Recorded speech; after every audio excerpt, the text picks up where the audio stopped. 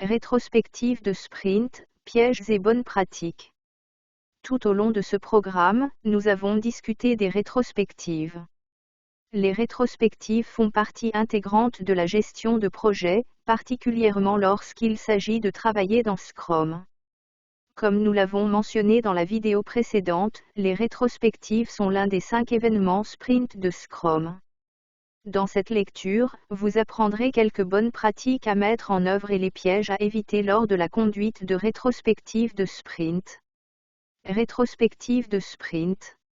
En guise de rappel, les rétrospectives sont des ateliers ou des réunions qui donnent aux équipes de projet le temps de réfléchir sur un projet et de réfléchir à d'éventuelles améliorations futures. Dans le cadre Scrum, les rétrospectives de sprint ont lieu à la fin de chaque sprint, généralement toutes les 1 à 4 semaines. Les rétrospectives de sprint sont une pratique clé qui soutient la théorie et les valeurs de Scrum. Ils sont un moment critique pour inspecter et s'adapter aux résultats produits dans le délai de sprint. Les rétrospectives se produisent beaucoup plus souvent dans Scrum que dans la gestion de projets traditionnels, il est donc important de prendre en compte certaines bonnes pratiques et pièges à éviter pour les rendre engageantes et productives pour toute l'équipe. Image d'une équipe assise autour d'une table et discutant des détails du projet. Piège. Éviter trop de gadgets.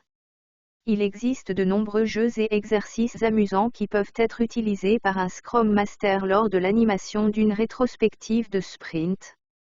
Cependant, toutes les équipes n'apprécient pas ce style.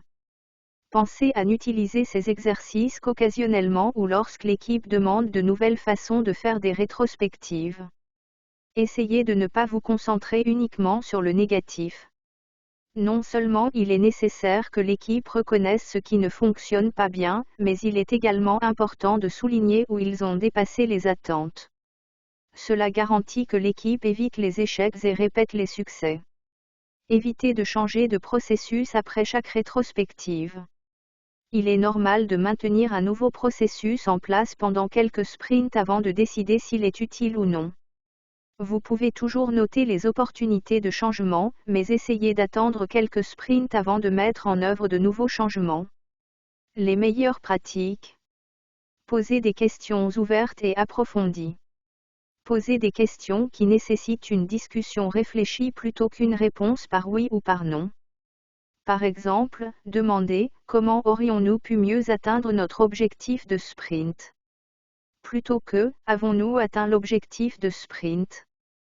Envisagez divers styles de communication et de participation. Facilitez la contribution de tous les membres de l'équipe avec leurs idées et commentaires. Par exemple, tout le monde ne se sent pas à l'aise de s'exprimer dans un grand groupe. Essayez des choses comme commencer la rétrospective par une réflexion silencieuse en tenant un journal ou en mettant l'équipe en paire avant de commencer une conversation de groupe plus large. Couvrir les nombreux aspects du sprint lors d'une rétrospective. La productivité et l'efficacité de l'équipe. La portée et la compréhension de la définition de fait. Communication et interaction au sein de l'équipe. Communication avec les parties prenantes. Progrès vers des plans de publication à plus long terme. Envisagez de réfléchir périodiquement à la théorie et aux valeurs de Scrum en posant des questions spécifiques. Par exemple, demandez « Comment l'équipe pourrait-elle devenir plus transparente ?» ou « Comment avons-nous respecté nos valeurs Scrum dans ce sprint ?»